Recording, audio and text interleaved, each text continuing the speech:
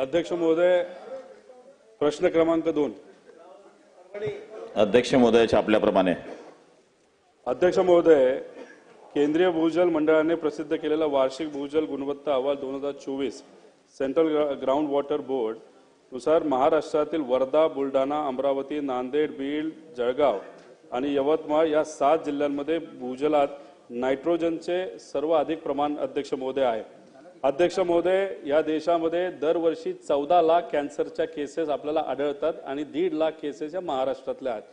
अध्यक्ष महोदय, त्यामुळे पाण्यामध्ये जर नायट्रोजनचं प्रमाण वाढलं तर ते कॅन्सर कॉझिंग एजंट आहे हे सिद्ध झाले इंटरनॅशनल लेवलच्या रिसर्चमध्ये सुद्धा आणि इंडियन लेवलच्या रिसर्चमध्ये सुद्धा. अध्यक्ष महोदय, ICMRच्या आकड्यानुसार देशात प्रत्येक 10,000 कॅन्सर रुग्णांमध्ये 100 म्हणजे 10% रुग्णांचे अध्यक्ष महोदय मृत्यू होतो. अध्यक्ष महोदय, या विषयाच्या अनुसार मी काही प्रश्न हे सरकारला त्या ठिकाणी विचारले होते, पण अध्यक्ष महोदय मी प्रश्न वेगळेच केलेत, उत्तर काहीतरी भलतीच अध्यक्ष महोदय आलेले आहेत.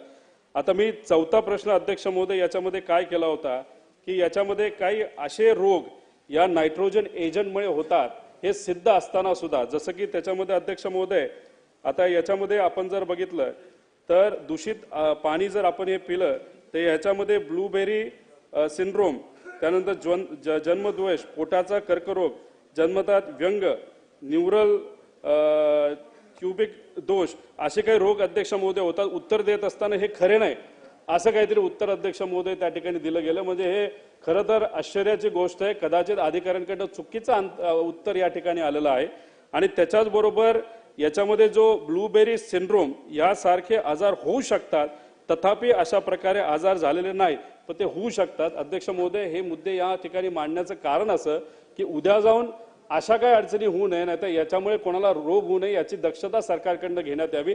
त्यामुळे अशा पद्धतीची उत्तर अध्यक्ष महोदय त्या ठिकाणी घेतली जाऊ नये असं अध्यक्ष महोदय आमचं मत आहे. अध्यक्ष महोदय, याच्यामध्ये 5व्या प्रश्नाचं उत्तर देत असताना आम्ही हे करतो ते करतो असं काहीतरी सांगण्यात आलेलं आहे. अध्यक्ष महोदय, ठीक आहे, तुम्ही काही उत्तर त्याच्यामध्ये दिली. मंत्री महोदयांना आपल्या माध्यमातून माझा प्रश्न आहे, हे 4थं जे उत्तर तुम्ही दिलंय की हे बाकीचे रोग होऊच शकत नाही, हे माझं म्हणणं आहे चुकीचं आहे. थोडं अधिकाऱ्यांना सांगून त्याच्यामध्ये रिसर्च करून त्या बाबतीत लक्ष देण्याची जरूरत आहे. आणि 5व्या प्रश्नाचं उत्तर जर तुमचं योग्य असेल तर मंत्री महोदयांना मला माझा सब क्वेश्चन असा आहे की देशात उत्तर प्रदेश, राजस्थान, मध्य प्रदेश आणि गुजरात या राज्यांमध्ये 2015 पासून नायट्रोजन पातळी स्थिर आहे. नायट्रेट पातळी तुम्ही माहिती सगळी दिलेली आहे, प्रश्न घ्या. सब प्रश्नच आहे ना, झालं 5 मिनिटं प्रश्न. अध्यक्ष महोदय, हा प्रश्न घ्या, प्रश्नच विचारतोय ना, प्रश्न घ्या ताबडतोब, प्रश्नच विचारतोय, लवकर घ्या.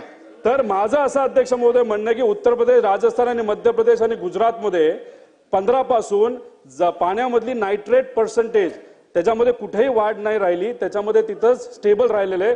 पण महाराष्ट्रामध्ये ते प्रमाण वाढत चालले, उद्या जाऊन धोका होऊ शकतो. त्यामुळे 5वं उत्तर तुम्ही दिलं असेल तर आम्ही सगळ्या गोष्टी करतो, तर मग ते त्या राज्यामध्ये ते थांबले पण महाराष्ट्रामध्ये वाढते हे का, आणि त्याच्यासाठी तुम्ही काय धोरण करणार आहात का? आणि माझ्या मतदारसंघातला एक प्रश्न असा आहे की भीमा नदीतून पाणी माझ्या मतदारसंघातले काही गावं घेतल्या, त्यात नायट्रोजन पर्सेंटेज जास्त आहे. आता तुम्ही असं बोलून चालणार नाही, हे वर्धा आणि काही जिल्ह्यातलं असलं तरी आमचं जे माणसं पाणी पितात त्यात पण नायट्रोजन कंटेंट जास्त आहे, कारण पुण्याकडनं ते पाणी येतं. तर त्याच्यामध्ये जे फिल्टर, गेल्या वेळेस हा प्रश्न शिंदे साहेबांना आम्ही विचारलेलं उत्तर दिलं होतं की आम्ही फिल्टर हे आमच्या मतदारसंघामध्ये कर्जत शहरासाठी करू. तर अध्यक्ष महोदय, असंच जे जे काही नायट्रेट पर्सेंटेज पाण्यामध्ये जास्त आहे त्यासाठी तुम्ही फिल्ट्रेशनसाठी काय प्रक्रिया करणार आहात का? अध्यक्ष महोदय, मला प्रश्न समजला नाही, नवीन विचारला तर बरं होईल. अध्यक्ष महोदय,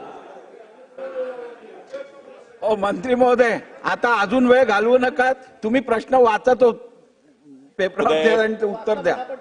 त्यांनी प्रश्न जे विचारले त्या प्रश्नाच्या बाबतीमध्ये मी एवढंच सांगेल की बसा रोहितजी, बसा, मूळ खाली बसा, बोलू दे ना, उत्तर देऊ दे, बसा.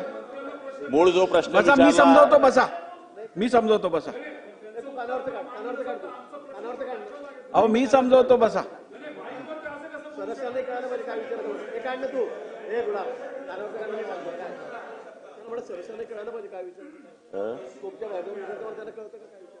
अध्यक्ष महोदय, स्कोपच्या बाहेर विचारायचा त्यांचा अधिकार नाही. पहिली गोष्ट त्यांनी विचारलं तर मी ते पटलावर ठेवील, पण जे अंगीकृत प्रश्न विचारले तर मी उत्तर देऊ शकेल. मी या ठिकाणी त्यांनी जे प्रश्न विचारले की नायट्रेटचं प्रमाण वाढलंय का, तर अध्यक्ष महोदय होय. केंद्र सरकार आणि राज्य सरकार ह्या दोघ्या वेगळ्या वेगळ्या एजन्सी आहेत. केंद्र सरकार हे रॅन्डम पाणी तपासणी करतं आणि आपलं राज्य सरकार हे या ठिकाणी प्रत्येक जो स्रोत आहे त्या ठिकाणी तपासणी करतं. केंद्र सरकारच्या नियमानुसार मूळ 35% या ठिकाणी नायट्रेटचं प्रमाण आहे आणि राज्य सरकारमध्ये नमुन्यांची या ठिकाणी जर पाहिलं तर 11.62% नमुन्या या ठिकाणी नायट्रेटचं प्रमाण असल्याचं दाखवलं आहे.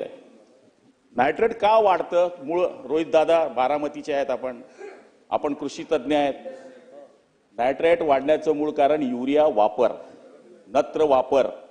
मूळ हा प्रश्न जरी पाण्याशी संबंधित असला तरी कृषी खात्याला आपल्याला याच्या बाबतीमध्ये विश्वासात घ्यावा लागणार आहे. आपल्या सगळ्या आमदार महोदयांना खाली शेतकऱ्यांना जागृत करावं लागणार आहे की जर पुढच्या काळामध्ये अशाच पद्धतीचं मटेरियलचा वापर सुरू राहिला तर आता हे 7च जिल्हे जरी आपल्याला बाधित दिसत असले तर पुढच्या काळात 36 जिल्हे तुम्हाला बाधित दिसतील. याच्यामध्ये पाण्याचा दोष आहे तो कशामुळे आहे? तर मूळ युरियाचं प्रमाण, मटेरियलचं प्रमाण जास्त वापर करत असल्यामुळे या ठिकाणी याचं प्रमाण वाढलेलं आहे. आपण या ठिकाणी सांगितलं की महाराष्ट्रामध्ये 2015 पासून नायट्रेटचं प्रमाण वाढलेलं आहे का, तर 30% तर 30%च आहे. वाटलं म्हणजे माझ्याकडे पूर्ण अहवाल आहे, मी तुमच्याकडे देतो. दुसरी महत्वाची गोष्ट म्हणजे रासायनिक खतामध्ये आता युरिया, नॅनो युरिया आला. एकीकडे कृषी खातं सांगतं की तुम्ही युरिया वापरा, दुसरीकडे सांगतं नॅनो युरिया वापरा.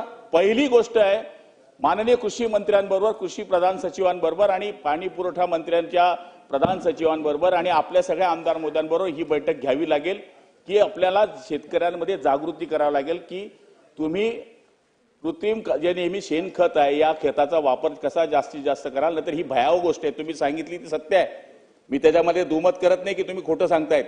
पण याचं मूळ कारण आपल्यावरच आता अवलंबून आहे की आपण शेतकऱ्यांना जागृत केल्याशिवाय हे पाण्याचे जे स्रोत आहे हे बळकटीकरण होणार नाही. म्हणून माझी अशी विनंती आहे की जे नमुने तपासलेले आहेत ते नमुन्यामध्ये 11.62% उत्तर तर देऊ द्या ना, मग तुम्ही सांगाल ते उत्तर देईल ना अजून. हो बाबा द्या, बोला.